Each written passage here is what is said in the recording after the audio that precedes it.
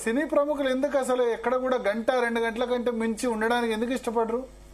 ఉండరండి. CM speech కూడా కాకుండా వెళ్ళిపోయినారు. ఈ జనాలు ఇప్పుడు మీరు ఇందాక చెప్తున్నారు సినిమా వాళ్ళు వస్తే తొక్కిసలాట అదని. తొక్కిసలాట ఒక సినిమా వాళ్ళు వస్తేనే చచ్చిపోలేదు, క్రికెట్ చచ్చిపోలేదు అంటే కుంభమేళాలను చచ్చిపోయారు, ఎలక్షన్ మీటింగ్ లోనూ చచ్చిపోయారు. అది ఎక్కడైనా జరుగుతుంది. తొక్కిసలాట అనేది ఒక సినిమా వాళ్ళకి క్రికెట్ కే పరిమితం కాదు. మీరు కుంభమేళాలో 22 మంది చచ్చిపోలా, పుష్కరాల్లో రాజమండ్రి పుష్కరాల్లో 26 మంది చచ్చిపోలా. సరే అంటే ఇక్కడ ఏం తొక్కిసలాట కాదు కదా, ఇది already police security program passes ఉన్న వాళ్ళే కదా. ఎందుకు సినిమా వాళ్ళు గంటన్నరకు మించి ఏ ప్రోగ్రామ్ లో ఉండడానికి ఇష్టపడరు? ఉండరు. ఎందుకు సార్, సినిమా ఒక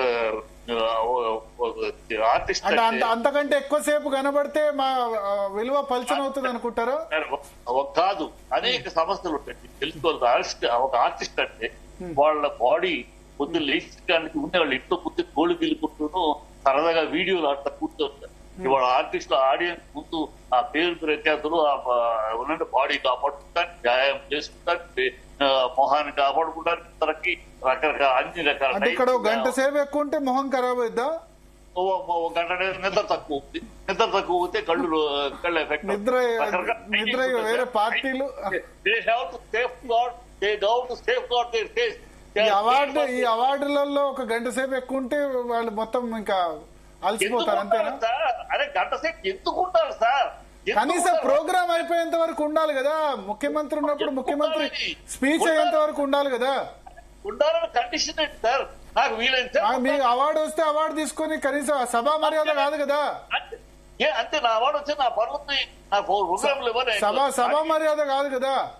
సభా మర్యాద రావడం సభా మర్యాద, అవార్డు కూర్చుంటూ కూర్చుంటాం, అంతేకాని చెప్పారు. నా అవార్డు నేను తీసుకుని వెళ్ళిపోతాను. చిట్టిబాబు గారు ఇప్పుడు సీఎం రేవంత్ గారు 2 గంటలు ఉన్నారు ప్రోగ్రామ్ లో. 3 గంటలు ఉన్నారు. ప్రోటోకాల్ కదా, ప్రోటోకాల్ కదా.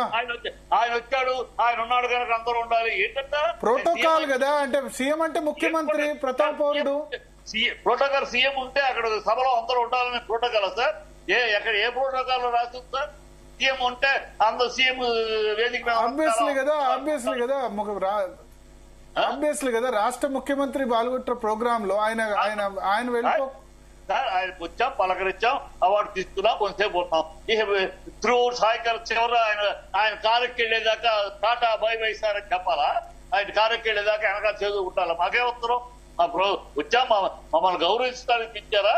మమ్మల్ని అవార్డు గౌరవిస్తామా, లేకపోతే మీకోసం మీకు తప్పట్లు కొట్టడానికి పిలిచారా? ఏంటది? నన్ను గౌరవించారు, నా సన్మానం అయింది, నేను వెళ్ళిపోతాను అంతే. మీ సన్మానం ఏం సరే ఉండాలి, చివరి దాకా ఉండాలి. మీకు అందుకు సన్మానం, మాకు అందుకు చేస్తున్నారు సన్మానం, మాకు అందుకు ఇస్తున్నారు అవార్డు. చివరి దాకా కూర్చుని పర్సనల్ అవార్డు ప్రోగ్రామ్ కాదు కదా, రాష్ట్ర ప్రభుత్వ అవార్డు ప్రోగ్రామ్ కదా. ఏం రాష్ట్ర ప్రభుత్వం అవార్డు అయితే ప్రోగ్రామ్ అయితే ఇంకో ప్రోగ్రామ్ అయితే సార్? అది వాట్ ఇస్ నిన్న దిల్ రాజు చెప్పారు డైరీలో రాసుకోండి ఇంకోసారి నుంచి, ఇది కరెక్ట్ కాదు అని చెప్పారు ఆయన.